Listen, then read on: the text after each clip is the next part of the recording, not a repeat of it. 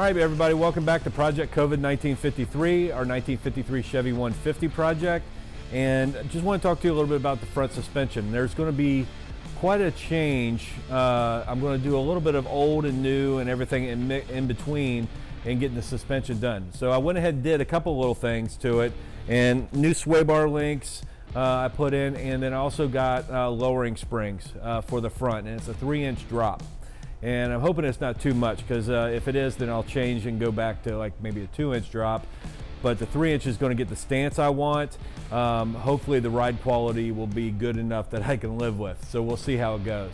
So ended up changing out the springs. I wanted to see how it sat, and liking it so far, the way everything was. And then later on, I'm going to be doing more with the steering and the suspension and everything else. It's going to be completely redone. So stay tuned. More to come on the suspension, but I wanted to give you an update of what I've done so far.